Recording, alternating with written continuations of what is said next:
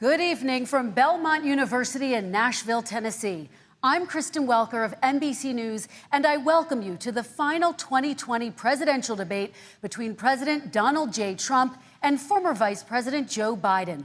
Tonight's debate is sponsored by the Commission on Presidential Debates. It is conducted under health and safety protocols designed by the Commission's health security advisor. The audience here in the hall has promised to remain silent. No cheers, boos, or other interruptions, except right now, as we welcome to the stage former Vice President Joe Biden and President Donald J. Trump.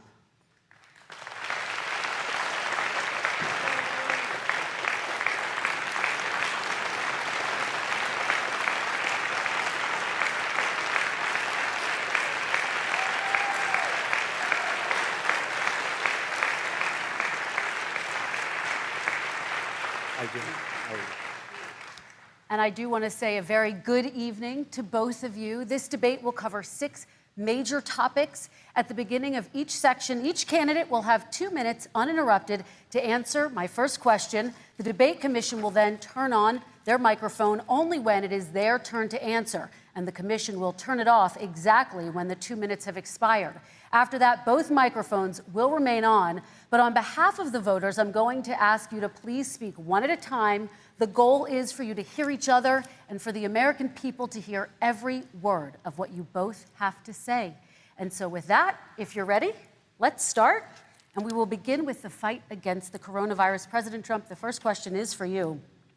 The country is heading into a dangerous new phase. More than 40,000 Americans are in the hospital tonight with COVID, including record numbers here in Tennessee. And since the two of you last shared a stage, 16,000 Americans have died from COVID. So please be specific. How would you lead the country during this next stage of the coronavirus crisis? 2 minutes, uninterrupted. So, as you know, 2.2 million people modeled out were expected to die. We closed up the greatest economy in the world in order to fight this horrible disease that came from China. It's a worldwide pandemic. It's all over the world. You see the spikes in Europe and many other places right now. If you notice, the mortality rate is down 85%. The excess mortality rate is way down and much lower than almost any other country. And we're fighting it, and we're fighting it hard. There is a spike. There was a spike in Florida, and it's now gone. There was a very big spike in Texas. It's now gone. There was a very big spike in Arizona. It's now gone. And there are some spikes and surges in other places. They will soon be gone. We have a vaccine that's coming. It's ready. It's going to be announced within weeks, and it's going to be delivered. We have Operation Warp Speed, which is the military is going to distribute the vaccine.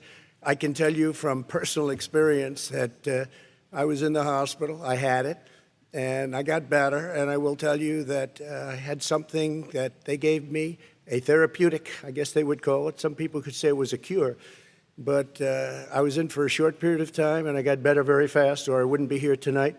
And now they say I'm immune. Whether it's 4 months or a lifetime, nobody's been able to say that, but I'm immune.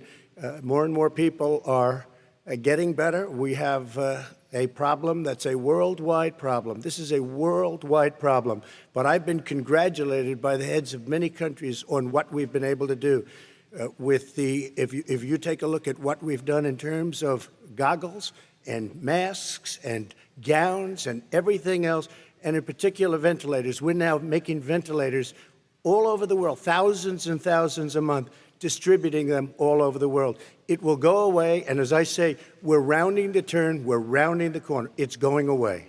Okay, former Vice President Biden, to you, how would you lead the country out of this crisis? You have 2 minutes uninterrupted. 220,000 Americans dead. If you hear nothing else I say tonight, hear this. Anyone who's responsible for not taking control, in fact, not saying I take no responsibility initially, anyone who's responsible for that many deaths should not remain as President of the United States of America. We're in a situation where there are 1,000 deaths a day now, 1,000 deaths a day. And there are over 70,000 new cases per day.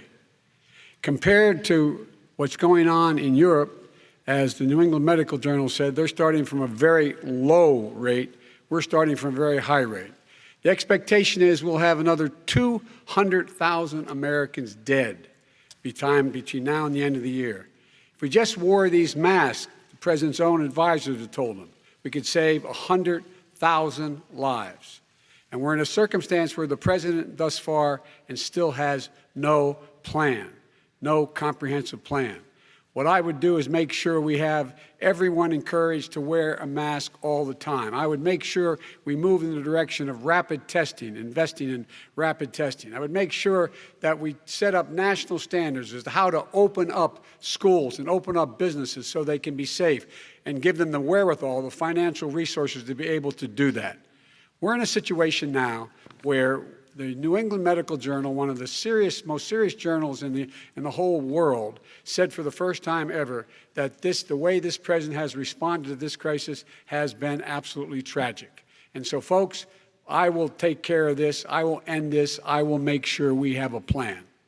President Trump, I'd like to follow up with you in your comments. You talked about taking a therapeutic. I assume you're referencing Regeneron. You also said a vaccine will be coming within weeks. Yes. Is that a guarantee? No, it's not a guarantee, but it will be by the end of the year. But I think it has a good chance. There are two companies, I think, within a matter of weeks, and it will be distributed very quickly. Can you tell us which companies? Johnson & Johnson is doing very well. Moderna is doing very well. Pfizer is doing very well. And we have numerous others. Then we also have others that we're working on very closely with other countries, in particular Europe. Let me follow up with you, and because this is new information, you have said a vaccine is coming soon, within weeks now. Your own officials say it could take well into 2021 at the earliest for enough Americans to get vaccinated. And even then, they say the country will be wearing masks and distancing into 2022. Is your timeline realistic? No, I think my timeline is going to be more accurate. I don't know that they're counting on the military the way I do, but we have our generals lined up, one in particular that's the head of logistics. And this is a very easy distribution for him. He's ready to go as soon as we have the vaccine. And we expect to have 100 million vials. As soon as we have the vaccine, he's ready to go. Vice President Biden, your reaction, and just 40% of Americans say they would definitely agree to take a coronavirus vaccine if it was approved by the government. What steps would you take to give Americans confidence in a vaccine if it were approved? Make sure it's totally transparent. Have the scientists of the world see it, know it, look at it, go through all the processes. And by the way, this is the same fellow who told you this is going to end by Easter last time. This is the same fellow who told you that, don't worry, we're going to end this by the summer. We're about to go into a dark winter, and he has no clear plan, and there's no prospect that there's going to be a vaccine available for the majority of the American people before the middle of next year. President Trump, your reaction, he says you have no plan. I don't think we're going to have a dark winter at all. We're opening up our country. We've learned and studied and understand the disease, which we didn't at the beginning. When I closed and banned China from coming in heavily infected, and then ultimately Europe, but China was in January. Months later, he was saying I was xenophobic. I did it too soon. Now he's saying, oh, I should have, moved quicker. But he didn't move quicker. He was months behind me, many months behind me. And frankly, he ran the H1N1 swine flu, and it was a total disaster, far less lethal, but it was a total disaster. Had that had this kind of numbers, 700,000 people would be dead right now, but it was a far less lethal disease. Look, his own person who ran that for him, who, as you know, was his chief of staff, said it was catastrophic, it was horrible, we didn't know what we were doing. Now he comes up and he tells us how to do this. Also, everything that he said about the way every single move that he said we should make, that's what we've done. We've done all of it. But he was way behind us. Vice President Biden, your response. My response is he is xenophobic, but not because he shut down access from China. And he did it late after 40 countries had already done that. In addition to that, what he did, he made sure that we had 44 people that were in there in China trying to get to Wuhan to determine what exactly the source was. What did the president say in January? He said, no, he said, he's being transparent. The president of China is being transparent. We owe him a debt of gratitude. We have to thank him. And then what happened was we started talking about using the Defense Act to make sure we go out and get whatever is needed out there to protect people. And again, I go back to this. He had nothing. He did virtually nothing. And then he gets out of the hospital and he talks about, don't worry, it's all going to be over soon. Come on. There's not another serious scientist in the world who thinks it's going to be over soon. President Trump, your reaction? I say over soon. I say we're learning to live with it. We have no choice. We can't lock ourselves up in a basement like Joe does. He has the ability to lock himself up. I don't know. He's obviously made a lot of money someplace, but he has this thing about living in a basement. People can't do that. By the way, I, as the president, couldn't do that. I'd love to put myself in the basement or in a beautiful room in the White House and go away for a year and a half until it disappears. I can't do that. And Kirsten, every meeting I had, and I'd meet a lot of families, including Gold Star families and military families, every meeting I had, and I had to meet them. I had to. It would be horrible to have canceled everything. I said, this is dangerous. And you catch it. And, I caught it. I learned a lot. Great doctors, great hospitals. And now I recovered. 99.9 of young people recover. 99% of people recover. We have to recover. We can't close up our nation. We have to open our school, and we can't close up our nation, or you're not going to have a nation. And of course, the CDC has said young people can get sick with COVID-19 and can pass it. Vice President Biden, I want to talk broadly about strategy, though. Can I respond to that? 30 seconds, please, and then I have a question. No, number one, he says that we're learning to live with it. People are learning to die with it. You folks home will have an empty chair at the kitchen table this morning. That man or wife going to bed tonight and reaching over to try to touch out of habit where their wife or husband is gone. Learning to live with it. Come on. We're dying with it because he has never said, you said it's dangerous. When's the last time? Is it really dangerous still? Are we dangerous? You tell the people it's dangerous now? What should they do about the danger? And you say, I take no responsibility. Let me talk about your two. Excuse me, I take full responsibility.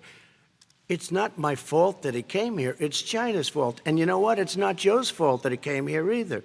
It's China's fault. They kept it from going into the rest of China for the most part, but they didn't keep it from coming out to the world, including Europe and ourselves. Vice President Biden. The fact is that when we knew it was coming, when it hit, what happened? What did the president say? He said, don't worry, it's going to go away. Be gone by Easter. Don't worry. The warm weather. Don't worry. Maybe inject bleach. He said he was kidding when he said that, but a lot of people thought it was serious. A whole range of things the president has said. Even today, he thinks we are in control. We're about to lose 200,000 more people. President Trump. Look, perhaps just to finish this, I was kidding on that, but just to finish this, when I closed, he said I shouldn't have closed. And that went on for months. Nancy Pelosi said the same thing. She was dancing on the streets in Chinatown in San Francisco. But when I closed, he said, this is a terrible thing, you're xenophobic. I think he called me racist even, and because I was closing it to China. Now he says I should have closed it earlier. Joe, it doesn't work. I didn't say either of those things. You certainly did. You certainly did. I talked about a xenophobia in a different context. It wasn't about closing the border to Chinese coming to the United States. All right, I want to talk about both of your different strategies to handling He thought this. I shouldn't have closed the border. Well, that's obvious. Do you want to respond to that quickly, Vice President No. Biden? Okay. Let's talk about your different strategies toward dealing with this. Mr. Vice President, you suggested you would support new shutdowns if scientists recommended it. What do you say to Americans who are fearful that the cost of shutdowns, the impact on the economy, the higher rates of hunger, depression, domestic and substance abuse outweighs the risk of exposure to the virus? What I would say is I'm going to shut down the virus, not the country. It's his ineptitude that caused the country to have to shut down in large part. Why businesses have gone under, why schools are closed, why so many people have lost their living, and why they're concerned. Those other concerns are real. That's why he should have been, instead of in a sand trap in his golf course, he should have been negotiating with Nancy Pelosi and the rest of the Democrats and Republicans about what to do about the acts they were passing for billions of dollars to make sure people had the capacity. But you haven't ruled out more shutdowns. Well, no, I'm not shutting down the nation, but look, you need standards. The standard is if you have a reproduction rate in a community that's above a certain level, everybody says, slow up, more social distancing, do not open bars and do not open gymnasiums, do not open until you get this under control. under more control. But when you do open, give the people the capacity to be able to open and have the capacity to do it safely. For example, schools. Schools, they need a lot of money to open. They need to deal with ventilation systems. They need to deal with smaller classes, more teachers, more pods. And he's refused to support that money, or at least up to now. Let's talk about schools. President Trump, I think we have to respond, if I might. Please, and then I have a follow-up. Thank you, and I appreciate that. Look, all he does is talk about shutdowns, but forget about him. His Democrat governors, Cuomo in New York, you look at what's going on in California, you look at Pennsylvania, North Carolina, Democrats all, they're shut down so tight, and they're dying. They're dying. And he supports all these people. All he talks about is shutdowns. No, we're not going to shut down, and we have to open our schools. And it's like, as an example, I have a young son. He also tested positive. By the time I spoke to the doctor the second time, he was fine. It just went away. Young people, I guess it's their immune system. Let me follow up with you, President Trump. You've demanded schools open in person and insist they can do it safely. But just yesterday, Boston became the latest city to move its public school system entirely online after a coronavirus spike. What is your message to parents who worry that sending their children to school will endanger not only their kids, but also their teachers and families? I want to open the schools. The transmittal rate to the teachers is very small, but I want to open the schools. We have to open our country. We're not going to have a country. You can't do this. We can't keep this country closed. This is a massive country with a massive economy. People are losing their jobs. They're committing suicide. There's depression, alcohol, drugs at a level that nobody's ever seen before. There's abuse, tremendous abuse. We have to open our country. You know, I've said it often. The cure cannot be worse than the problem itself. And that's what's happening. And he wants to close down. He'll close down the country if one person in our massive bureaucracy says we should close it down. Vice President Biden, your response. Simply not true. We ought to be able to walk and chew gum at the same time. We ought to be able to safely open, but when they need resources to open. You need to be able to, for example, if you're going to open a business, have social distancing within the business. You need to have, if you have a restaurant, you need to have plexiglass dividers so people cannot infect one another. You need to be in a position where you can take testing rapidly and know whether a person is, in fact, infected. You need to be able to trace. You need to be able to provide all the resources that are needed to do this. And that is not inconsistent with saying that we're going to make sure that we open safely. And by the way, all you teachers out there, not that many of you are going to die, so don't worry about it. Come on. President Trump, let me follow up with you quickly. By the way, I will say this. If you go and look at what's happened to New York, it's a ghost town. It's a ghost town. And when you talk about plexiglass, these are restaurants that are dying. These are businesses with no money. Putting up plexiglass is unbelievably expensive, and it's not the answer. I mean, you're going to sit there in a cubicle wrapped around with plastic. These are businesses that are dying, Joe. You can't do that to people. You just can't. Take a look at New York and what's happened to my wonderful city for so many years. I loved it. It was vibrant. It's dying. Everyone's leaving New York. Take a look at what New York has done in terms of turning the curve down in terms of the number of people dying. And I don't look at this in terms of the way he does. Blue states and red states. They're all the United States. And look at the states that are having such a spike in the coronavirus. They're the red states. They're the states in the Midwest. They're the states in the upper Midwest. That's where the spike is occurring significantly. But they're all Americans. They're all Americans. And what we have to do is say, wear these masks, number one. Make sure we get the help that the businesses need that has money's already been passed to do that. It's been out there since the beginning of the summer, and nothing's happened. President, New York has lost more than 40,000 people, 11,000 people in nursing homes. President Trump, what about... When you say spike, take a look at what's happening in Pennsylvania, where they've had it closed. Take a look at what's happening with your friend in Michigan, where her husband's the only one allowed to do anything. It's been like a prison. Now it was just ruled unconstitutional. Take a look at North Carolina. They're having spikes, and they've been closed. And they're getting killed financially. We can't let that happen, Joe. You can't let that happen. We have to open up. And we understand the disease. We have to protect our seniors. We have to protect our elderly. We have to protect especially our seniors with heart problems and diabetes problems, and we will protect them. We have the best testing in the world by far. That's why we have so many cases. Let me follow up As it with you shows. before we move on to our next section. President Trump, this week you called Dr. Anthony Fauci, the nation's best-known infectious disease expert, quote, a disaster. You described him and other medical experts as, quote, idiots. If you're not listening to them, who are you listening to as you fight this? I'm listening to all of them, including Anthony. I get along very well with Anthony, but he did say, don't wear masks. He did say, as you know, this is not going to be a problem. I think he's a Democrat, but that's okay. He said, this is not going to be a problem. We are not going to have a problem at all. When Joe says that, I said, Anthony Fauci said, and others, and many others, and I'm not knocking him a lot. Nobody knew. Look, nobody knew what this thing was. Nobody knew where it was coming from, what it was. We've learned a lot. But Anthony said, don't wear masks. Now he wants to wear masks. Anthony also said, if you look back, exact words, here's his exact words. This is no problem. This is going to go away soon. So he's allowed to make mistakes. He happens to be a good person. Vice President Biden, your response quickly, and then we're going to move on to the next section. My response is that think about what the president knew in January and didn't tell the American people. He was told this was a serious virus that spread in the air, and it was much worse than the flu. He went on record and said to one of your colleagues, recorded, that in fact he knew how dangerous it was, but he didn't want to tell us. He didn't want to tell us because he didn't want us to panic. He didn't want us, Americans don't panic. He panicked. But guess what?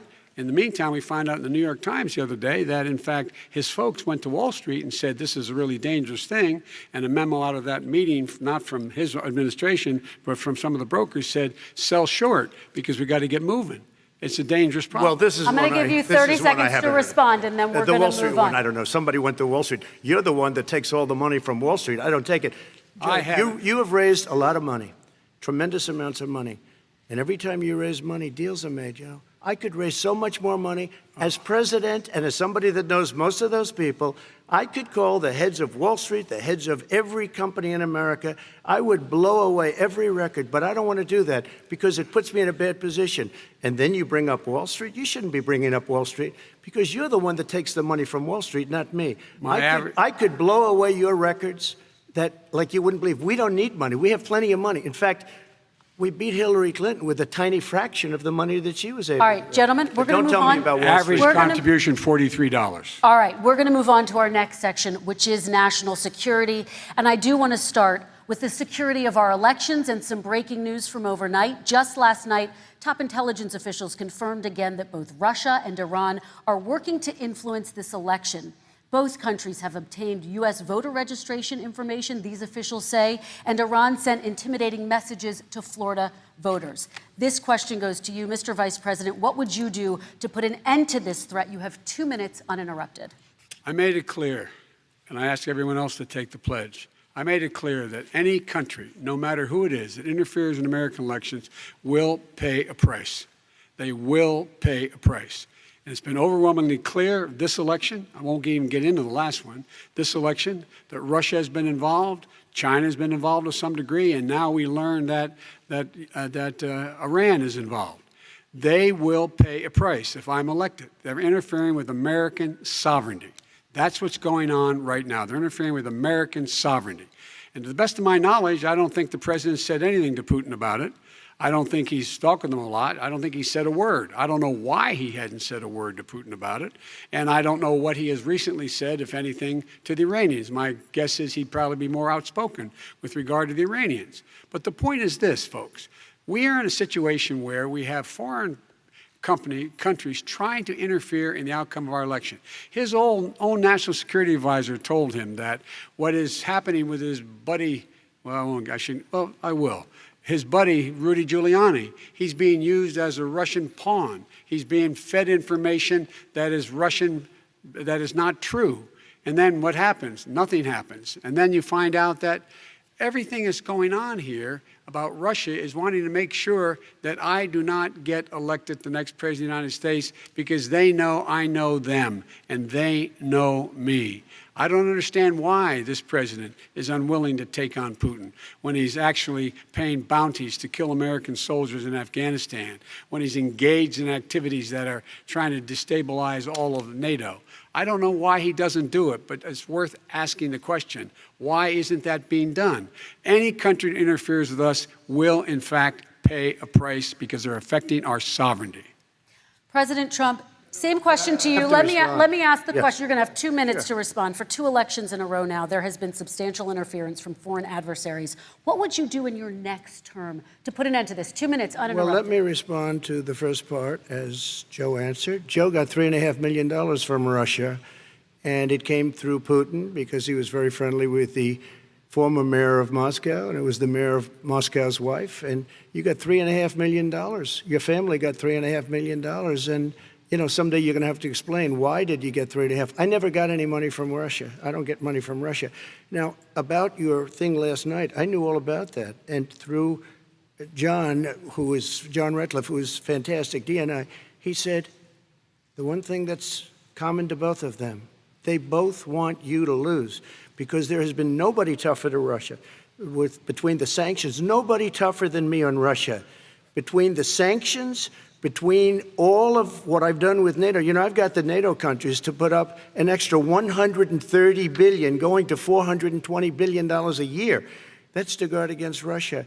I sold, while he was selling pillows and sheets, I sold tank busters to Ukraine. There has been nobody tougher on Russia than Donald Trump.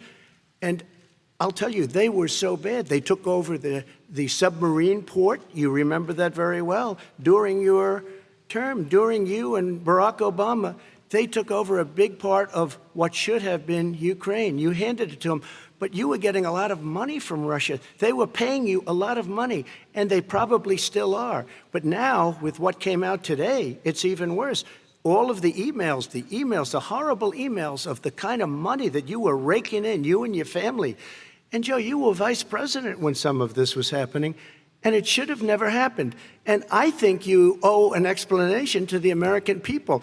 Why is it? Somebody just had a news conference a little while ago who was essentially supposed to work with you and your family, but what he said was damning. And regardless of me, I think you have to clean it up and talk to the American people. Maybe you can do it right now.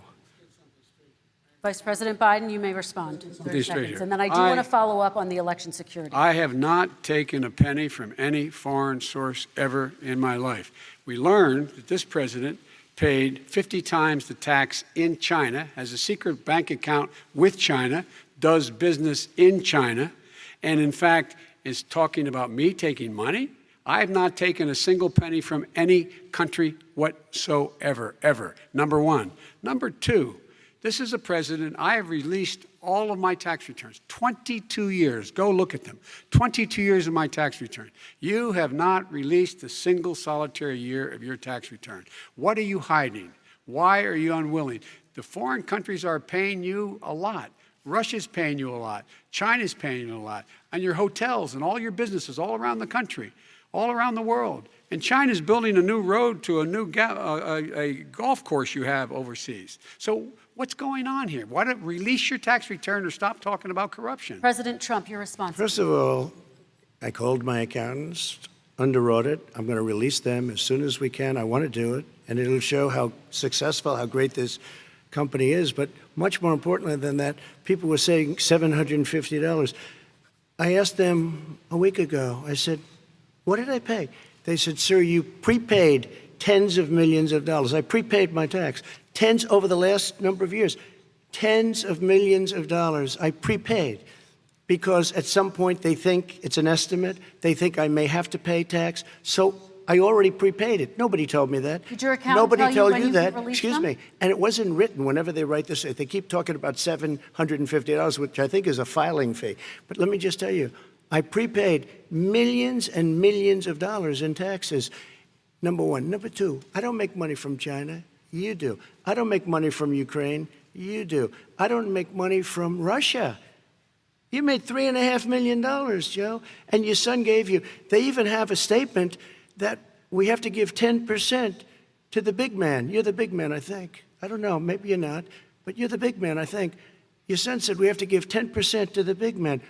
Joe, what's that all about? It's terrible. All right, gentlemen, I want to ask you both some questions I have about to all of this, respond to but that. I'm going to let you both respond very quickly. You just said you spoke to your accountant Yes. about potentially releasing your taxes. Did he tell you when you can release them? Do you As have soon a as the audit is deadline for finished. when you're going to release them I to the get American treated people? worse than the Tea Party got treated. Because you I have a don't lot have of a time. people in there, deep down in the IRS, they treat me horribly. We made a deal, it was all settled until I decide to run for president. I get treated very badly by the IRS, very unfairly. But we had a deal all done. As soon as we're completed with the deal, I want to release it. But I have paid millions and millions of dollars, and it's worse than paying. I paid in advance. It's called prepaying your taxes. I paid in advance. I want to ask you Yep. both about questions regarding your potential foreign entanglements and questions that have been raised to give you both a chance Some to point talk about about responding this to more this. broadly. Respond very quickly, and then I'll get to my question. Why did he's been saying this for 4 years? Show us. Just show us. Stop playing around. You've been saying for 4 years Everybody you're going to knows release your taxes. Nobody knows it, Mr. President. What they do know is you're not paying your taxes, or you're paying taxes that are so low. When last time he said what he paid, he said, I only pay that little because I'm smart. I know how to game the system. Come on. Come on, folks. Very So quickly, President Trump, and then I want to get to two questions to both of you on this. I was put through a phony witch hunt for 3 years. It started before I even got elected. They spied on my campaign. No president should ever have to go through what I went through. Let me just say this. Mueller and 18 angry Democrats and FBI agents all over the place spent $48 million. They went through everything I had, including my tax returns, and they found absolutely no collusion and nothing wrong. 48 million. I guarantee you, if I spent 1 million on you, Joe, I could find plenty wrong. Because All the right. kind of things that you've done and the kind of monies that your family has taken, I mean, your brother made money in Iraq. Let me- Millions of dollars. Your other brother made a fortune, and it's all through you, Joe. And they say you get some of it, and you do live very well. You have houses all over the place. You live very well. All right, gentlemen, let me just ask some questions about all of this broadly. Vice President Biden, there have been questions about the work your son has done in China and for a Ukrainian energy company when you were vice president. In retrospect, was anything about those relationships inappropriate or unethical? Nothing was unethical. Here's what the deal. With regard to Ukraine, we had this whole question about whether or not, because he was on the board, I later learned of a Burisma, a company, that somehow I had done something wrong. Yet every single solitary person, when he was going through his impeachment, testifying under oath who worked for him, said, I did my job impeccably. I carried out U.S. policy. Not one single solitary thing was out of line. Not a single thing, number one. Number two, the guy who got in trouble in Ukraine was this guy trying to bribe the Ukrainian government to say something negative about me, which they would not do and did not do because it never, ever, ever happened. My son has not made money in terms of this thing about, what are you talking about, China. I have not had, the only guy made money from China is this guy. He's the only one. Nobody else has made money from China. Never President to Trump, deal with let me China. By the ask way, my question to you. But and could then I just you'll- one thing? Very quickly. His son didn't have a job for a long time, was sadly no longer in the military service. I won't get into that. And he didn't have a job. As soon as he became vice president, Burisma, not the best reputation in the world.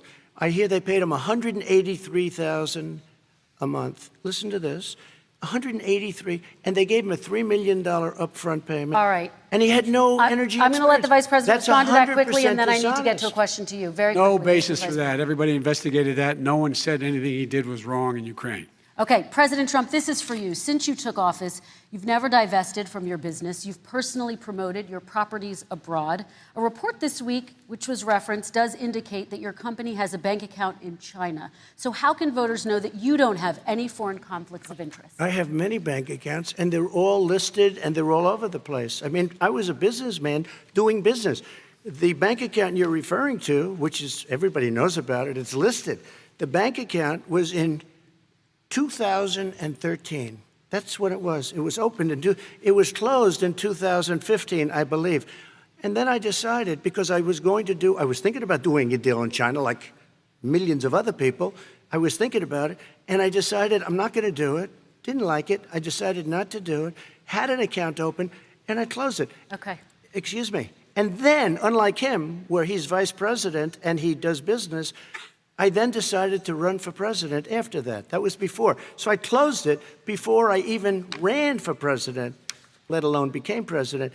Big difference. He is the vice president of the United States, and his son, his brother, and his other brother are getting rich. They're like a vacuum cleaner. They're sucking Okay, up money every President Trump, place he thank you. goes. We do Not need to true. move on. I do want to ask you, Vice President Biden, about China. Let's talk about China more broadly. There have, of course, President Trump has said that they should pay for not being fully transparent in regards to the coronavirus. If you were president, would you make China pay? And please be specific. What would that look like? What I'd make China do is play by the international rules, not like he has done. He has caused the deficit of China to go up, not down, with China, up, not down. We are making sure that in order to do business in China, you have to give all your intellectual property. You have to have a partner in China. It's 51%. We would not do that at all, number one. Number two, we're in a situation where China would have to play by the rules internationally as well. When I met with Xi, when I was still vice president, he said we're setting up air identification zones in the South China Sea. You can't fly through them. I said we're going to fly through them. We just flew B-52, B-1 bombers through it. We're not going to pay attention. They have to play by the rules. And what's he do? He embraces guys like the thugs like in North Korea and the Chinese president and Putin and others, and he pokes his finger in the eye of all of our friends, all of our allies. We make up we're 25% of the world's economy. We need to be having the rest of our friends with us saying to China, these are the rules. You play by them or you're going to pay the price for not paying by them economically. That's the way I will run it, and that's what we did in upholding steel tariffs and a range of other things when we were president and vice president. All right, let's talk about North Korea. Excuse me, no, I have to Yes. respond to that. Okay, very quickly, and His then we're son going to move on walked to out North with $1.5 Korea. billion from China to Not manage after true. spending 10 minutes in office and being in Air Force Two, number one. Number two, there's a very strong email talking about your family wanting to make $10 million a year for introductions. President Trump, on China policy, true. though, what No, but wait a specifically are minute. you going to do? What specifically are you going to do to make China pay? You've said you're going First to of make all, them pay. China is paying. They're paying billions and billions of dollars. I just gave New $28 billion. sanctions? New sanctions? I just gave $28 billion to our farmers. because Taxpayers' China, money. It's what? Taxpayers' money. Didn't No, come no, from yeah, China. you know who the taxpayer is? It's called China. China paid true. $28 billion, and you know what they did to pay it, Joe? They devalued their currency, and they also paid up. And you know who got the money? Our farmers, our great farmers, because they were targeted. You never charged them anything. Also, I charged them 25% on dumped steel because they were killing our steel industry. We were not going to have a steel industry. Okay. And now we have a steel Okay, industry. Vice President Biden, your response, please. My response is, look, this isn't about, there's a reason why he's bringing up all this malarkey. There's a reason for it. He doesn't want to talk about the substantive issues. It's not about his family and my family. It's about your family. And your family's hurting badly. If you're making if you're a middle-class family, you're getting hurt badly right now. You're sitting at the kitchen table this morning deciding, well, we can't get new tires, they're bald because we have to wait another month or so. Or are we going to be able to pay the mortgage? Or who's going to tell her she can't go back to community college? They're the decisions you're making in the middle-class families like I grew up in Scranton and Claymont. They're in trouble. We should be talking about your families, but that's the last thing he wants to talk about. I want That is a to talk typical about statement. North Korea. Excuse me, just I do for want one to turn second, to please. 10 seconds, Mr. President. That's 10 a seconds. typical political statement. Let's get off this China thing, and then he looks, the family, around the table, everything. Just a typical politician when I see that. Let's talk about I'm not North a typical Korea now. politician. Okay, That's why I President got Trump. elected. Let's talk about- get off the subject of China. Let's talk around sitting around the table. All right. Come on, Joe, you can do better. We're going to talk about North Korea now. President Trump, you've met with North Korean leader Kim Jong-un 3 times. You've talked about your beautiful letters with him. You've touted the fact that there hasn't been a war or a long-range missile test. And yet North Korea recently rolled out its biggest ever intercontinental ballistic missile and continues to develop its nuclear arsenal. Do you see that as a betrayal of the relationship you No. forged? Just 30 seconds here because we need to get on to the next. So when I met with Barack Obama, we sat in the White House. right at the beginning, had a great conversation. It was supposed to be 15 minutes, and it was well over an hour. He said the biggest problem we have with North Korea. He indicated we will be in a war with North Korea. Guess what? It would be a nuclear war, and he does have plenty of nuclear capability. In the meantime, I have a very good relationship with him. Different kind of a guy, but he probably thinks the same thing about me. We have a different kind of a relationship. We have a very good relationship, and there's no war. And you know, about 2 months ago, he broke into a certain area. They said, oh, there's going to be trouble. I said, no, they're not, because he's not going to do that. And I was right. Look, instead of being in a war where millions of people, Seoul, you know, is 25 miles away, millions and millions, 32 million people in Seoul. Millions of people would be dead right now. President we Trump, don't have that's a war, 30 and seconds. I have a good Thank relationship. you. Vice President Biden, to you. North Korea conducted 4 nuclear tests under the Obama administration. Why do you think you would be able to rein in this persistent threat? Because I'd make it clear, which we were making clear to China, they had to be part of the deal. Because here's I made it clear, and as a spokesperson of the administration when I went to China, that they said, why are you moving your missile defense up so close? Why are you moving more forces here? Why are you continuing to do military maneuvers with South Korea? I said, because North Korea is a problem, and we're going to continue to do it so we can control them. We're going to make sure we can control them and make sure they cannot hurt us. And so if you want to do something about it, step up and help. If not, it's going to continue. What has he done? He's legitimized North Korea. He's talked about his good buddy, who's a thug, and he talks about how we're better off. And they have much more capable missiles, able to reach U.S. territory much more easily than ever did before. Let me follow up with you, Vice President Biden. You've said you wouldn't meet with Kim Jong-un without preconditions. Are there any conditions under which you would meet with him? On the condition that he would agree that he would be drawing down his nuclear capacity to get the Korean Peninsula should be nuclear-free zone. All right, let's move on to American families. Kristen, they tried Very to quickly, meet with 10 him. seconds, They President. tried to meet with him. He wouldn't do it. He didn't like Obama. He didn't like him. He wouldn't do it. Okay, I know got to for give him a fact they chance to tried. respond to that He before we wouldn't move do on. it. You And know, that's okay. You know what? North Korea, we're not in a war. We have a good relationship. You know, people don't understand. Having a good President relationship Trump, with we have to leaders move of other on, 'cause countries we have is a lot a of good thing. We have a lot of questions to get Yes, to. not That's Your like response. saying we had a good relationship with Hitler before he, in fact, invaded Europe, the rest of Europe. Come on. The reason he would not meet with President Obama is because President Obama said, we're going to talk about denuclearization. We're not going to legitimize you, and we're going to continue to put stronger and stronger sanctions on you. That's why he wouldn't meet with us. All right, And it let's didn't move happen. on. Let's Excuse move on me. and talk He about left American me a families. mess, Kristen. President Trump, okay, we do They need to left move on. me a mess. North Korea was a mess. We And need in to fact, move if on you so that remember we the can get first to 2 all or of our 3 other months, questions tonight, there was a President very Trump. dangerous period in my first 3 months before we sort of worked things out a little bit. Okay. There was a they left us a mess. And Obama would be, I think, the first to say it was the single biggest problem he thought that our country had. Okay, let's move on to American families and the economy. One of the issues that's most important to them is health care, as you both know. Today, there was a key vote on a new Supreme Court Justice, Amy Coney Barrett, and health care is at the center of her confirmation fight. Over 20 million Americans get their health insurance through the Affordable Care Act. It's headed to the Supreme Court, and your administration, Mr. President, is advocating for the court to overturn it. If the Supreme Court does overturn that law, those 20 million Americans could lose their health insurance almost overnight. So what would you do if those people have their health insurance taken away? You have 2 minutes uninterrupted. Sure. First of all, I've already done something that nobody thought was possible. Through the legislature, I terminated the individual mandate. That is the worst part of Obamacare, as we call it. The individual mandate where you have to pay a fortune for the privilege of not having to pay for bad health insurance. I terminated. It's gone. Now it's in court because Obamacare is no good. But then I made a decision. Run it as well as you can to my people, great people. Run it as well as you can. I could have gone the other route and made everybody very unhappy. They ran it. Premiums are down. Everything's down. Here's the problem. No matter how well you run it, it's no good. What we'd like to do is terminate it. We have the individual mandate done. I don't know that it's going to work. If we don't win, we will have to run it, and we'll have Obamacare, but it'll be better run. But it no longer is Obamacare, because without the individual mandate, it's much different.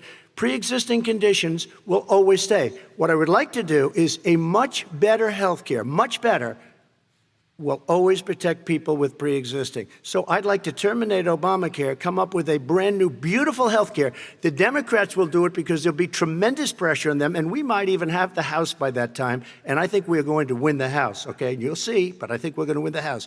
But come up with a better health care, always protecting people with pre-existing conditions. And one thing very important, we have 180 million people out there that have great private health care. Far more than we're talking about with Obamacare. Joe Biden is going to terminate all of those policies. These are people that love their health care, people that have been successful, middle-income people, been successful. They have 180 million plans, 180 million people, families, under what he wants to do, which will basically be socialized medicine. He won't even have a choice. They want to terminate 180 million plans. We have done an incredible job on health care, and we're going to do even better. Okay, Let me Vice respond. President Biden, yes, this is for you. Your health care plan calls for building on Obamacare. So my question is, what is your plan if the law is ruled unconstitutional by the Supreme Court? You have 2 minutes uninterrupted. What I'm going to do is pass Obamacare with a public option. It'll become Biden care. The public option is an option that says that if you, in fact, do not have the wherewithal to be, if you qualify for Medicaid and you do not have the wherewithal in your state to get Medicaid, you automatically are enrolled, providing competition for insurance companies. That's what's going to happen. Secondly, we're going to make sure we reduce the premiums and reduce drug prices by making sure that there's competition that doesn't exist now by allowing the Medicare to negotiate drug prices with the insurance companies. Thirdly, the idea that I want to eliminate private insurance, the reason why I had such a fight with 20 candidates for the nomination was I support private insurance. That's why I didn't. Not one single person with private insurance would lose their insurance under my plan, nor did they under Obamacare. They did not lose their insurance unless they chose they wanted to go to something else. Lastly, we're going to make sure we're in a situation that we actually protect pre-existing. There's no way he can protect pre-existing conditions. None, zero. You can't do it in the ether. He's been talking about this for a long time. He's never come up with a plan. I guess we're going to get the pre-existing condition plan the same time we get the infrastructure plan that we've been waiting since 17, 18, 19, and 20. The fact, I still have a few more minutes. I know you're getting anxious. The fact is that he's already cost the American people, because of his terrible handling of the COVID virus and the economic spillover, 10 million people have lost their private insurance. And he wants to take away 22 million more people who have it under Obamacare, and over 110 million people with pre-existing conditions. And all the people from COVID are going to have pre-existing conditions. What are they going to do? I have a follow-up for you, Vice President Biden. It relates to something that President Trump said. He's accusing you of wanting socialized medicine. What do you say to people who have concerns that your health care plan, which includes a government insurance option, takes the country one step closer to a health care system run entirely by the government? What's your response I say it's to them? ridiculous. It's like saying that, the idea that the fact that there's a public option that people can choose, that makes it a socialist plan. Look, the difference between the president, I think health care is not a privilege, it's a right. Everyone should have the right to have affordable health care. And I am very proud of my plan. It's gotten endorsed by all the major labor unions, as well as a whole range of other people who, in fact, are concerned in the medical field. This is something that's going to save people's lives, and this is going to give some people an opportunity to have health care for their children. How many of you home are worried and rolling around in bed tonight wondering what in God's name you're going to do if you get sick because you've lost your home insurance, your health insurance, your company's gone under? We have to provide health insurance for people at an affordable rate, and that's what I do. President Trump, Excuse me, he was your there response. for 47 years. He didn't do it. He was now there as vice president for 8 years, and it's not like it was 25 years ago. It was 3 3/4. It was just a little while ago, right? Less than 4 years ago. He didn't do anything. He didn't do it. He wants socialized medicine, and it's not that he wants it. His vice president, she is more liberal than Bernie Sanders and wants it even more. Bernie Sanders wants it. The Democrats want it. You're going to have socialized medicine, just like he went with fracking. We're not going to have fracking. We're going to stop fracking. We're going to stop fracking. Then he goes to Pennsylvania after he gets a nomination, where he got very lucky to get it. And he goes to Pennsylvania And he says, oh, we're going to have fracking. And you never ask that question. And by the way, so far, I respect very much the way you're handling this, I have to say. By the way. But somebody should ask the question. You can ask he goes for a year. There will be no fracking. There will be no petroleum. We have a number of topics we're going to get to. That's a big question. And we're going to get to. We're going to get to. It's the same thing with socialized I have medicine. to respond. Vice President, your response, please. My response is people deserve to have affordable health care, period. Period, period, period. And the Biden care proposal will, in fact, provide for that affordable health care, lower premiums. What we're going to do is going to cost some money. It's going to cost over $750 billion over 10 years to do it. And they're going to have lower premiums. You can buy into the better plans, the cheaper plans, lower your premiums, deal with unexpected billing, and have your drug prices drop significantly. He keeps talking about it. He hasn't done a thing for anybody on health care. Not a thing. Kristen, when Very he quickly, says, then I want to talk when about he what's says happening on public Capitol option, Hill. he's talking about socialized medicine and healthcare. When he talks about a public option, he's talking about destroying your Medicare, totally destroyed, and destroying your Social Security. And this whole country will come down. You know, Bernie Sanders tried it in his state. He tried it in his state. His governor was a very liberal governor. They wanted to make it work. Okay, let's let Vice President Biden respond. It doesn't Vice work. President He's Biden, a very your confused response. guy. He thinks he's running against somebody else. He's running against Joe Biden. I beat all those other people because I disagreed with them. Joe Biden he's running against. And the idea that we're in a situation that they're going to destroy Medicare, this is the guy that the actuary at Medicare said, if in fact, at Social Security, if in fact he continues to withhold his plan to withhold the tax on Social Security will be bankrupt by 2023 with no way to make up for it. This is the guy who's tried to cut Medicare. So the idea that Donald Trump is lecturing me on Social Security and Medicare, come on. He tried to get 10 rid of seconds, He Mr. tried to President, hurt and then I Social have to go to Security another years question. ago. Years ago. Go back and look at the records. He tried to hurt Social Security years ago. All right, let's move but on. This I'm is going to the move guy on. that when they Mr. announced President, I have to last move week, on to the next question. They said or the else stock we're not market gonna will have time to talk boom about it. if I'm elected. If he's elected, the stock market will crash. Okay, let's biggest move on to the analysts are next saying question. Let me respond. Very quickly. Look, the idea that the stock market is booming is his only measure of what's happening. Where I come from in Scranton and Claymont, the people don't live off of the stock market. Just in the last three years during this crisis, the billionaires in this country made, according to the Wall Street, $700 billion more. $700 billion more, because that's his only measure. What happens to the ordinary people out there? What happens to them? Let's talk about what's happening on Capitol Hill. We're going to move on, 401ks are through the roof. We're going to move on. Stock are through the roof. All right. And he doesn't come from Scranton. That's like he lived there for a short period of time before he even knew it. We're going to move on to and the he next left. question. And the people of Pennsylvania Let me will move show on you to my that. next question, They gentlemen. understand. As of tonight, more than 12 million people are out of work. And as of tonight, 8 million more Americans have fallen into poverty, and more families are going hungry every day. Those hit hardest are women and people of color. They see Washington fighting over a relief bill. Mr. President, why haven't you been able to get them the help they need? 30 seconds here. Because Nancy Pelosi doesn't want to approve it. I do. But you're the president. I do, but I still have to get. Unfortunately, that's one of the reasons I think we're going to take over the House, because of her. Nancy Pelosi doesn't want to approve anything because she'd love to have some victories on a date called November 3rd. Nancy Pelosi does not want to approve it. We are ready, willing, and able to do something. Don't forget, we've already approved 3 plans, and it's gone through, including the Democrats, in all fairness. This one she doesn't want. It's near the election because she thinks it helps her politically. I think it hurts her politically. All right, Mr. Vice President. You know, the Republican leader in the United States Senate said he can't pass it. He will not be able to pass it. He does not have Republican votes. Why isn't he talking to his Republican friends? Let me follow up with you, Vice President we made a Biden, deal, the because Republicans let me will ask pass Vice it. President Biden a question. You are the leader of the Democratic Party. Why have you not pushed the Democrats to get a deal for the American people? Well, I have, and they have pushed it. Look, they passed this act all the way back in the beginning of the summer. This is like it's not new. It's been out there. This HEROES Act has been sitting there. And look at what's happening.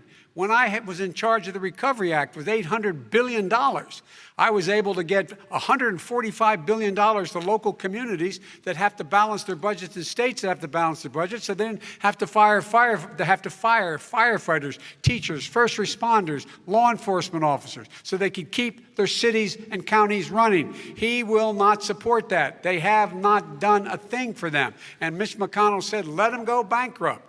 Let them go bankrupt. Come on.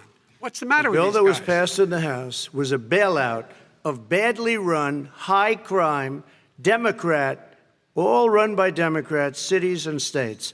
It was a way of getting a lot of money, billions and billions of dollars to these states. It was also a way of getting a lot of money from our people's pockets to people that come into our country illegally. We were going to take care of everything for them. And what that does, and I'd love to do that, I'd love to help them, but what that does, everybody all over the world will start pouring into our country. We can't do it.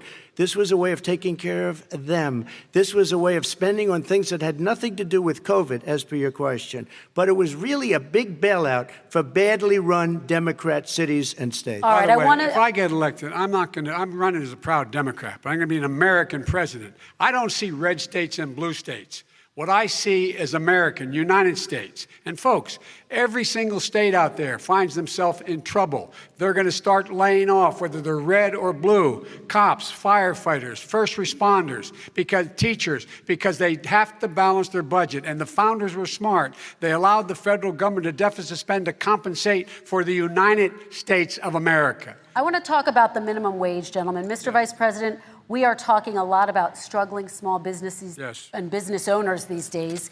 Do you think this is the right time to ask them to raise the minimum wage? You, of course, support a $15 federal minimum wage. I do, because I think one of the things we're going to have to do is we're going to have to bail them out, too.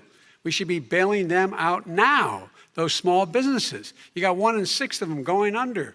They're not going to be able to make it back. They passed a package that allows us to be able to call PPP. Money is supposed to go to help them do everything from organize how they can deal with their businesses being open safely. Schools, how they can make classrooms smaller, how they can hire more teachers, how they can put ventilation systems in. They need the help. The businesses as well as the schools need the help. But these guys will not help them. Is not giving them any of the money. We are going to move on to immigration, one thing very but I quickly, want he to get said we your have to help our reaction. small businesses by raising the minimum wage. That's not helping. I think it should be a state option. Alabama is different than New York. New York is different from Vermont. Every state is different. It should be a state option. You said very we have recently. to help. It's very important. We have to help our small businesses.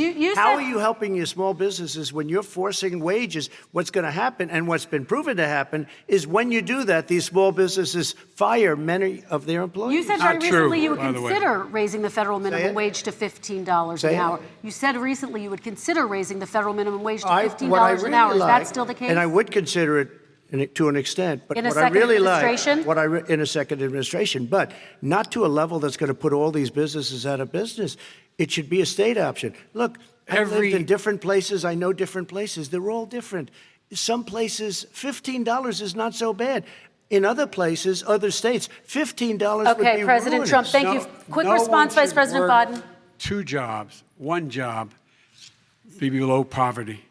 People are making $6, $7, $8 an hour. These first responders, we all clap for as they come down the street because they've allowed us to make it. What's happening? They deserve a minimum wage of $15. Anything below that puts you below the poverty level. And there is no evidence that when you raise the minimum wage, businesses go out of business. That is simply not true. We're going to talk about immigration. We're going to talk about immigration now, gentlemen, and we're going to talk about families within this context. Mr. President, your administration separated children from their parents at the border, at least 4,000 kids. You've since reversed your zero-tolerance policy, but the United States can't locate the parents of more than 500 children. So how will these families ever be reunited?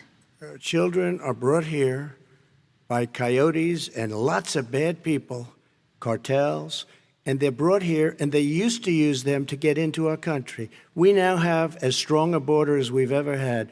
We're over 400 miles of brand new wall. You see the numbers, and we let people in, but they have to come in legally, and they come in through But merit. how will you But let reunite me these just tell kids you, with their Let me just families, tell you, Mr. they President? built cages. You know, they used to say, I built the cages, and then they had a picture in a certain newspaper, and it was a picture of these horrible cages, and they said, look at these cages. President Trump built them, and then it was determined they were built in 2014. That was him. Do you They have a built plan to cages. reunite the kids Yes, with we're their working on families? it we're trying very hard. But a lot of these kids come out without the parents. They come over through cartels and through coyotes and through gangs. Vice President Biden, let me bring you into this 525 conversation. Quick response and then another question to you. These 500-plus kids came with parents. They separated them at the border to make it a disincentive to come to begin with. Real tough. We're really strong. And guess what? They cannot, it's not coyotes didn't bring them over. Their parents were with them. They got separated from their parents. And it makes us a laughing stock and violates every notion of who we are as a nation.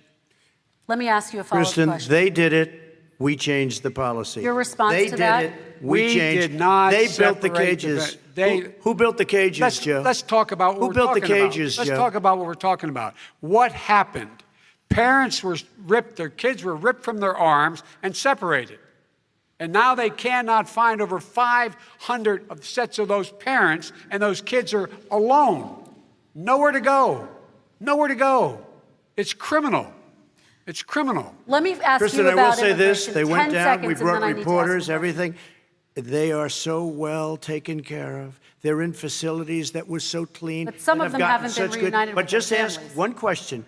Who built the cages? I'd love you to ask him that. Who built the cages? Let me ask about your immigration policy, Mr. Vice President. The Obama administration did fail to deliver immigration reform, which had been a key promise during the administration. It also presided over record deportations as well as family detentions at the border before changing course. So why should voters trust you with an immigration overhaul now?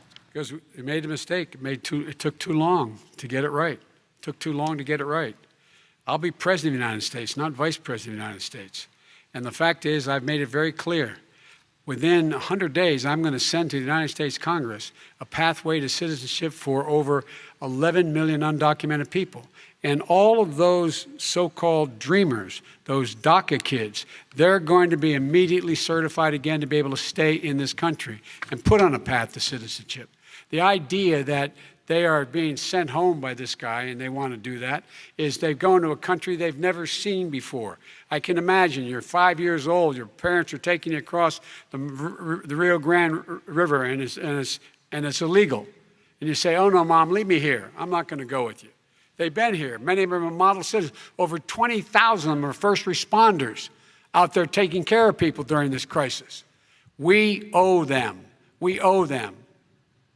President Kristen, Trump, he your had reaction. 8 years to do what he said he was going to do. And I've changed We did. without having a specific. We got rid of catch and release. We got rid of a lot of horrible things that they put in and that they lived with. But he had 8 years he was vice president. He did nothing except build cages to keep children in. Vice President Wrong. Biden, your response. The catch and release, you know what he's talking about there?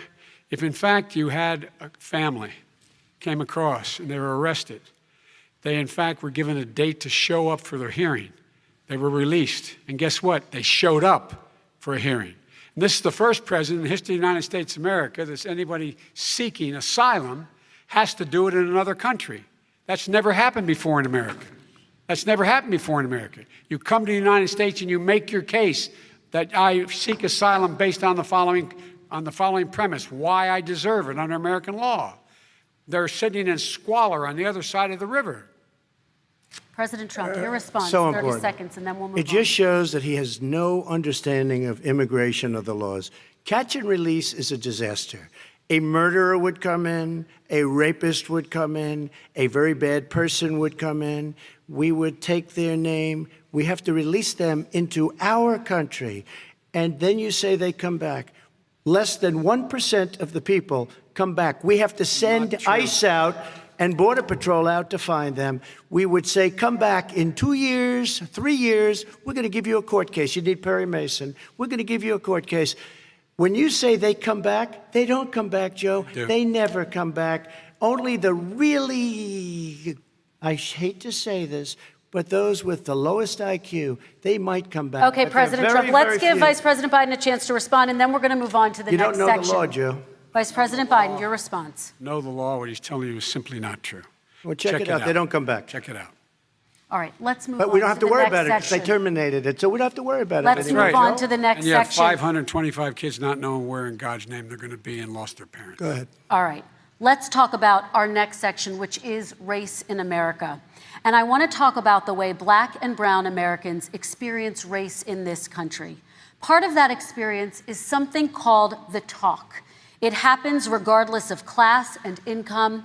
Parents who feel they have no choice but to prepare their children for the chance that they could be targeted, including by the police, for no reason other than the color of their skin. Mr. Vice President, in the next 2 minutes, I want you to speak directly to these families. Do you understand why these parents fear for their children? I do. I do. You know, my daughter is a social worker, and she's written a lot about this. She has a graduate degree from the University of Pennsylvania in social work.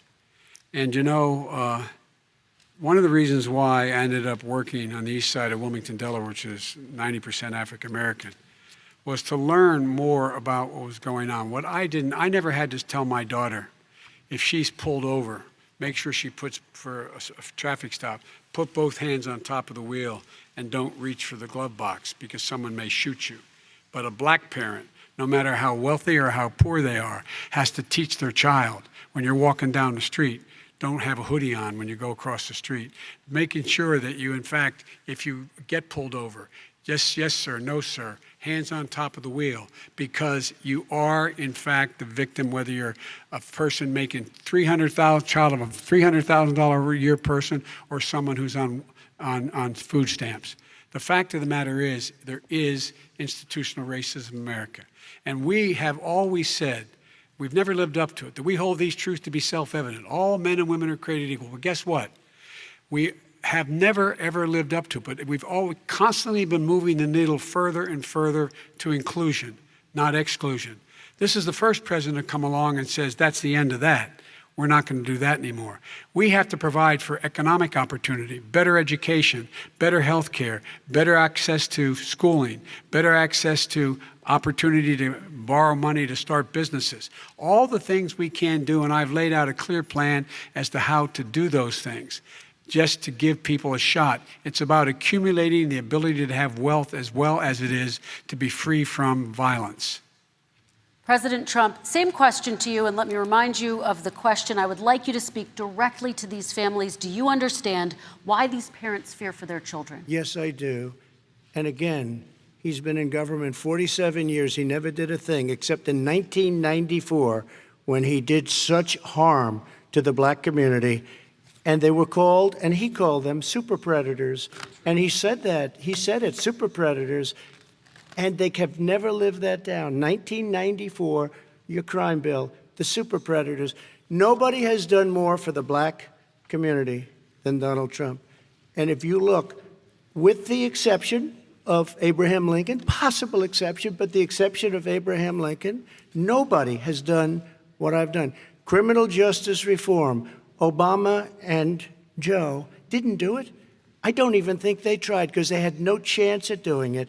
They might have wanted to do it, but if you had to see the arms I had to twist to get that done, it was not a pretty picture, and everybody knows it, including some very liberal people that cried in my office. They cried in the Oval Office. 2 weeks later, they're out saying, gee, we have to defeat him. Criminal justice reform, prison reform, opportunity zones with Tim Scott, a great senator from South Carolina. He came in with this incredible idea for opportunity zones. It's one of the most successful programs. People don't talk about it. Tremendous investment is being made. Biggest beneficiary, the black and Hispanic communities, and then historically black colleges and universities. After 3 years of coming to the office, I love some of those guys. They were great. They came into the office and they said, I said, what are you doing? After 3 years, I said, why do you keep coming back? Because we have no funding. I said, you don't have to come back every year. We have to come back because President Obama would never give them long-term funding, and I did. 10-year, long-term funding, and I gave them more money than they asked for because they said, I think you need more. And I said, the only bad part about this is I may never see you again because I got very friendly with them, and they like me and I like them. But I saved historically black colleges and universities. Okay, and we're going to talk about both of your records, but your response to that, Vice President? My response to that is I never, ever said what he accused me of saying. The fact of the matter is, in 2000, though, after the crime bill had been in the law for a while, this is a guy who said, the problem with the crime bill, there's not enough people in jail. There's not enough people in jail. And go on my website, get the quote, the date when he said it. Not enough people. He talked about marauding gangs, young gangs, and the people who are going to maraud our cities. This is a guy who in the Central Park five innocent black kids, he continued to push for making sure that they got the death penalty. None of them were guilty of the crimes they were suggested. Look, and talk about granted, he did in fact let 20 people, he commuted 20 people's sentences. We commuted over 1,000 people's sentences. Over 1,000. The very law he's talking about is a law that, in fact, initiated by Barack Obama. And secondly, we're in a situation here where the federal prison system was reduced by 38,000 people under our administration. And one of these things we should be doing, there should be no minimum mandatories in the law. That's why I'm offering $20 billion to states to change their state laws to eliminate minimum mandatories and set up drug courts. No one should be going to jail because they have a drug problem. They should be going to rehabilitation, not to jail. We should fundamentally change the system, and that's what I'm going to do. But why didn't he do it 4 years ago? Why didn't you do that 4 years ago, even less than that? Why didn't you do it? You were vice president. You keep talking about all these things you're going to do, and you're going to do this. But you were there just a short time ago, and you guys did nothing. We did. You know, Joe, I ran because of you. I ran because of Barack Obama, because you did a poor job. If I thought you did a good job, I would have never run. I would have never run. I ran because of you. I'm looking at you now. You're a politician. I ran because of you. All right, Vice President Biden, your response to that, and then I do have some questions for both of you. Well, I tell you what, I hope he does look at me, because what's happening here is, you know who I am, you know who he is, you know his character, you know my character, you know our reputations for honor and telling the truth. I am anxious to have this race. I am anxious to see this take place. The character of the country is on the ballot. Our character is on the ballot. Look at us closely. Let me ask some follow-up. Please respond, and then we're going to have follow-up questions. If this stuff is true about Russia, Ukraine, China, other countries, Iraq, if this is true, then he's a corrupt politician. All right. So don't give me the stuff about how you're this innocent baby. Joe, they're calling you a corrupt politician. Nobody. President Trump, I want to stay on the issue of race. We're talking about the issue. Laptop from hell. President Trump, we're Nobody. talking about race right now, and I do want to stay on the issue of race. President Trump, And I you've have just to respond to that. Please, Because look, very quickly. there are 50 former national intelligence folks who said that what he's accusing me of is a Russian plant. They have said that this has all the five former heads of the CIA, both parties, say what he's saying is a bunch of garbage. Nobody believes it except his and his good friend Rudy Giuliani. You mean the laptop is now another Russia hoax? That's exactly what. Is this that's where you're exactly going? what. This is told. where he's going. The laptop is Russia, Yes. Gentlemen, Russia. I want to stay on the issue of race. You okay? have to be kidding. Here we Mr. go President, again with Russia. We're going to continue on the issue of race. Mr. President, believe you've that one. described the Black Lives Matter movement as a symbol of hate. You've shared a video of a man chanting white power to millions of your supporters. You've said that black professional athletes exercising their First Amendment rights should be fired. What do you say to Americans who say that kind of language from a president is contributing to a climate of hate and racial strife? Well, you have to understand, the first time I ever heard of Black Lives Matter, they were chanting pigs in a blanket, talking about police. Pigs, talking about our police. Pigs in a blanket, fry them like bacon. I said, that's a horrible thing. And they were marching down the street. And that was my first glimpse of Black Lives Matter. I thought it was a terrible thing. As far as my relationships with all people, I think I have great relationships with all people.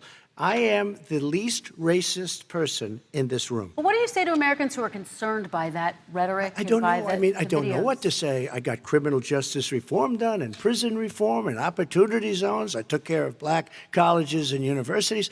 I don't know what to say. They can say anything. I mean, they can say anything. It makes me sad because I am the least racist person. I can't even see the audience because it's so dark, but I don't care who's in the audience. I'm the least racist person in this room. Okay, Vice President Biden, let me Abraham- ask you very quickly, and then I have a follow-up question for you. Abraham Lincoln here is one of the most racist presidents we've had in modern history. He pours fuel on every single racist fire.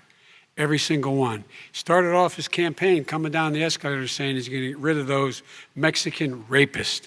He's banned Muslims because they're Muslims. He has moved around and made everything worse across the board.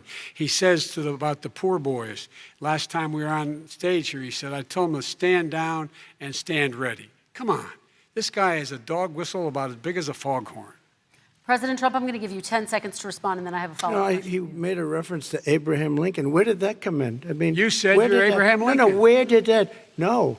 You said- I said not since Abraham Lincoln has anybody done what I've done for the black community. And I'm I saying- didn't say I'm Abraham Lincoln. I said not since Abraham Lincoln has anybody done what I've done for the black community. Now, you have done nothing other than the crime bill, which put Oh, God.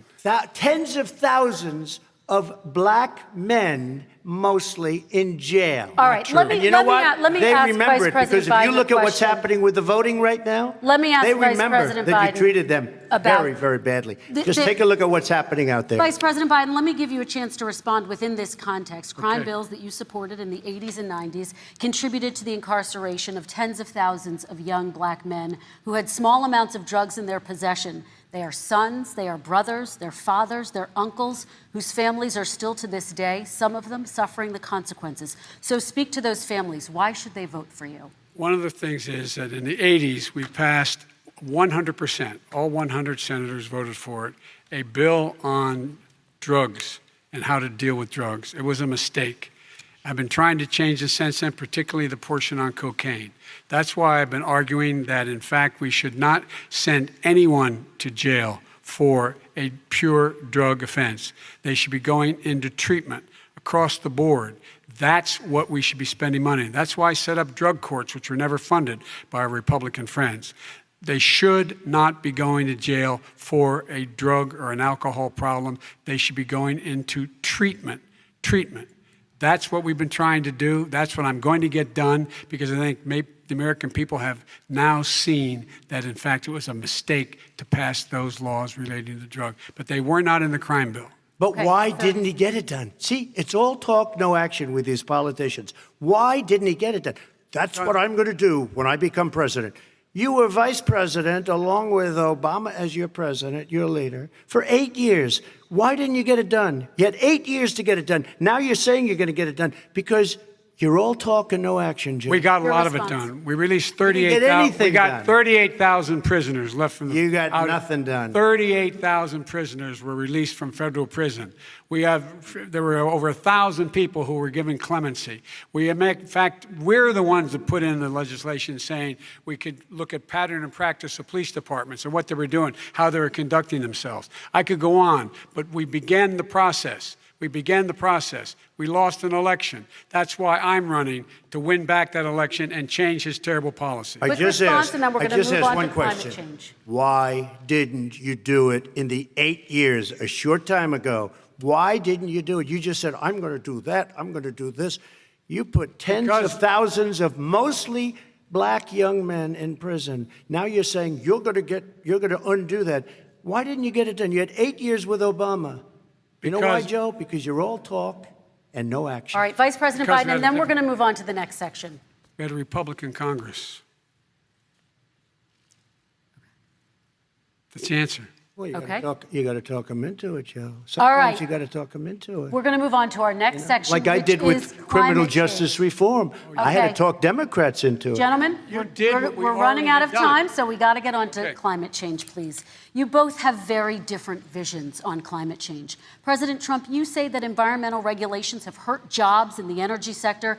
Vice President Biden, you have said you see addressing climate change as an opportunity to create new jobs. For each of you, how would you both combat climate change and support job growth at the same time? Starting with you, President Trump, you have 2 minutes uninterrupted. So we have the Trillion Trees program. We have so many different programs. I do love the environment, but what I want is the cleanest, crystal clear water, the cleanest air. We have the best, lowest number in carbon emissions, which is a big standard that I notice Obama goes with all the time. Not Joe. I haven't heard Joe use the term because I'm not sure he knows what it represents or means, but I have heard Obama use it. And we have the best carbon emission numbers that we've had in 35 years under this administration. We are working so well with industry, but here's what we can't do. Look at China, how filthy it is. Look at Russia. Look at India. It's filthy. The air is filthy. The Paris Accord, I took us out because we were going to have to spend trillions of dollars, and we were treated very unfairly. When they put us in there, they did us a great disservice. They were going to take away our businesses.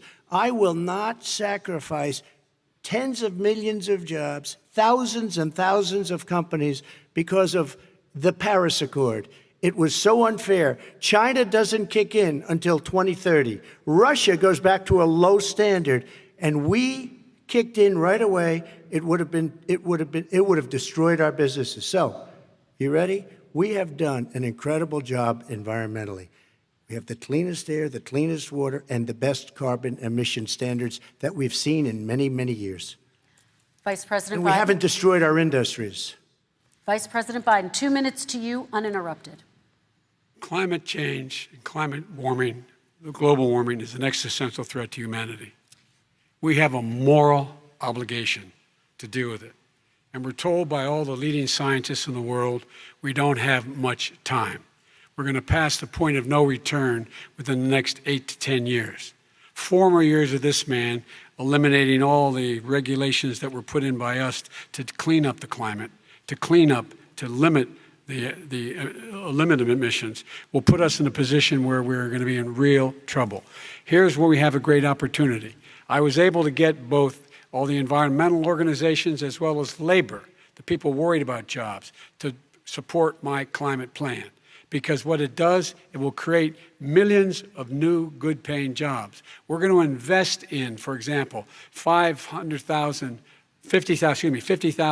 charging stations on our highways so that we can own the electric car market of the future. In the meantime, China is doing that. We're going to be in a position where we're going to see to it that we're going to take 4 million existing buildings and 2 million existing homes and retrofit them so they don't leak as much energy, saving hundreds of millions of barrels of oil in the process and creating significant number of jobs. And by the way, the whole idea of what this is all going to do, it's going to create millions of jobs, and it's going to clean the environment. Our health and our jobs are at stake. That's what's happening. And what right now, by the way, Wall Street firms indicated that my plan will in fact create 18.6 million jobs, 7 million more than his. This is from Wall Street. And I'll create $1 trillion more in economic growth than his proposal does. Not on climate, just on the economy. President Trump, you're They came out and said very strongly, $6,500 will be taken away from families under his plan, that his plan is an economic disaster. If you look at what he wants to do, if you look at his plan, his environmental plan, you know who developed it? AOC plus 3. They know nothing about the climate. I mean, she's got a good line of stuff, but she knows nothing about the climate. And they're all hopping through hoops for AOC plus 3. Look, their real plan costs $100 trillion. If we had the best year in the history of our country for 100 years, we would not even come close to a number like that. When he says buildings, they want to take buildings down because they want to make bigger windows into smaller windows. as far as they're concerned, if you had no window, it would be a lovely thing. This is the craziest plan that anybody has ever seen. And this wasn't done by smart people. This wasn't done by anybody. Frankly, I don't even know how it can be good politically. They want to spend $100 trillion. That's their real number. He's trying to say it was 6. It's $100 trillion. They want to knock down buildings and build new buildings with little, tiny, small windows. I mean, and many other things. Okay. And many other things. Let me have the Vice President It respond, is and we're running out of crazy. time, and we have a lot And more you'll questions to destroy get our to. country. So let's hear from the Vice President. I have a number more questions. I don't know where he comes from. I don't know where he comes up with these numbers. Queens. $100 trillion. Give me a break. This plan was, endorsed by every major environmental group and every labor group. Labor, because they know the future lies. The future lies in us being able to breathe, and they know there are good jobs in getting us there. And by the way, the fastest growing industry in America is solar energy and wind. He thinks wind causes cancer, windmills. It's the fastest growing jobs, and they pay good prevailing wages, $45, $50 an hour. We can grow and we can be cleaner if we go the route I'm proposing. President Trump, Excuse me. please We are respond, and then I have some We are follow-ups. energy independent for the first time. We don't need all of these countries that we had to fight war over because we needed their energy. We are energy independent. I know more about wind than you do. It's extremely expensive, kills all the birds, it's very intermittent, it's got a lot of problems, and they happen to make the windmills in both Germany and China. And the fumes coming up, if you're a believer in carbon emission, the fumes coming up to make these massive windmills is more than anything that we're talking about with natural gas, which is very clean. One other thing. Find me a scientist Solar. who said that. I love solar, but solar doesn't quite have it yet. It's not powerful yet to really run our big, beautiful factories that we need to compete with the world. So False. It's all a pipe dream. But you know what we'll do? We're going to have the greatest economy in the world. But if you want to kill the economy, get rid of your oil industry. You want, and what about fracking? All right, Now let me allow allow Vice President Biden to respond. I never said I oppose fracking. You said it on tape. I did. Show the tape. Put it on your website. I'll put it on. Put it on the website. The fact of the matter is Showed he's it last flat lying. Would you Flat- rule out banning fracking? I do rule out banning fracking because the answer, we need other industries to transition to get to ultimately a complete zero emissions by 2025. What I will do with fracking over time is make sure that we can capture the emissions from the fracking, capture the emissions from gas. We can do that, and we can do that by investing money in doing it. But it's a transition to that. I have one more question in this pod, and then we have. He was against fracking. He said it. I will show that to you tomorrow. I am against fracking. Until he got the nomination, went to Pennsylvania, then he said, but you know what, Pennsylvania? He'll be against it very soon because his party is totally against it. Fracking on federal land, I said. No fracking and or oil on federal Let land. me ask this final did. question in this section, and then I want to move on to our final section. President Trump, people of color are much more likely to live near oil refineries and chemical plants. In Texas, there are families who worry the plants near them are making them sick. Your administration has rolled back regulations on these kinds of facilities. Why should these families give you another 4 years in office? The families that we're talking about are employed heavily, and they're making a lot of money, more money than they've ever made. If you look at the kind of numbers that we produce for Hispanic, for Black, for Asian, it's 9 times greater, the percentage gain, than it was in 3 years, than it was under 8 years of the 2 of them, to put it nicely. 9 times more. Now, somebody lives, I have not heard the numbers or the statistics that you're saying, but they're making a tremendous amount of money economically. We saved it. And I saved it again a number of months ago when oil was crashing because of the pandemic. Okay. We saved it. We got, say what you want about relationship, we got Saudi Arabia, Mexico, and Russia to cut back way back. We saved our oil industry, and now it's very vibrant again. All And right. everybody has very inexpensive gasoline. Remember Vice that. President Biden, your response, and then we're going to have a final question for both of you. My response is that those people live on what they call fence lines. He doesn't understand this. They live near chemical plants that, in fact, pollute, chemical plants and oil plants and refineries that pollute. I used to live near that when I was growing up in Claymont, Delaware. And all the more oil refineries in Marcus Hook and the Delaware River than there is any place, including in Houston at the time. When my mom get in the car and when there was first frost to drive me to school, turn in the windshield wiper, there'd be oil slick in the window. That's why so many people in my state were dying and getting cancer. The fact is, those frontline communities, it doesn't matter what you're paying them, it matters how you keep them safe. What do? And you impose restrictions on the pollutions the pollutants coming out of those fence line communities. Okay, I have one final Would he question. close It down falls- the oil industry? It falls. Would you close it down the falls- oil By the way, I industry? would transition from the oil industry, yes. Oh, I would that's transition. a big statement. It is a big statement That's a big because statement. I would stop Why would you do that? because the oil industry pollutes significantly. I see. And here's the deal. But That's you a can't big do that. statement. Well, if you let me finish the statement, because it has to be replaced by renewable energy over time.